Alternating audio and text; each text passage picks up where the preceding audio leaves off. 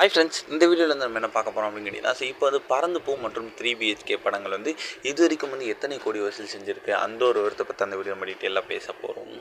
இப்போ வந்து கட்டுறது தமிழ் படத்தின் மூலமாக தமிழ் சினிமாவும் இயக்குனர் அறிமுகமாக தான் நம்மளோட ராம். ஸோ அவரோட இயக்கத்தில் லேட்டஸ்ட்டாக வந்த திரைப்படம் தான் பறந்து பூ. இந்த திரைப்படத்தில் வந்து மிர்ச்சி சிவா தான் வந்து ஹீரோவாக நடிச்சிருந்தாங்க.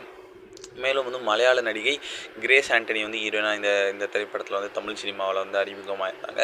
அண்ட் இவர்களையும் தவிர இந்த திரைப்படத்தில் அஞ்சலி வந்து ஒரு முக்கியமான ரோல் நடிச்சிருந்தாங்க. அண்ட் விஜய் யேசுதாஸ் இந்த மாதிரி வந்து நிறைய பேர் வந்து இந்த திரைப்படத்தில் நடிச்சிருந்தாங்க. ஸோ இந்த திரைப்படம் வந்து இது வரைக்கும் வந்து கிட்டத்தட்ட வந்து 10.2 கோடி வரைக்கும் வந்து வசூல் செஞ்சுருக்கு அப்படின்ட்டு சொல்லப்படுது. இன்னொரு சைடில் வந்து சித்தார்த், சரத்குமார், தேவயானி மற்றும் மீதா ரகுநாத் நடிப்பில் வந்து ரொம்ப ரொம்ப சூப்பராக உருவான திரைப்படம் தான் 3BHK. ஸோ இந்த திரைப்படம் வந்து 8 தோட்டாக்கள் படத்தை இயக்கி ரொம்பவே ஃபேமஸான ஸ்ரீ கணேஷ் இயக்கியிருந்த இந்த திரைப்படம் வந்து மக்கள் மத்தியில் செம்ம வரவேற்பு பெற்றுச்சு அப்படின்னு சொல்லலாம். அண்ட் இந்த திரைப்படத்தை வந்து ரொம்ப ரொம்ப சூப்பராக வந்து நிறைய ஃபேமிலிஸ் வந்து ரிலேட் பண்ணிக்கிட்டாங்க.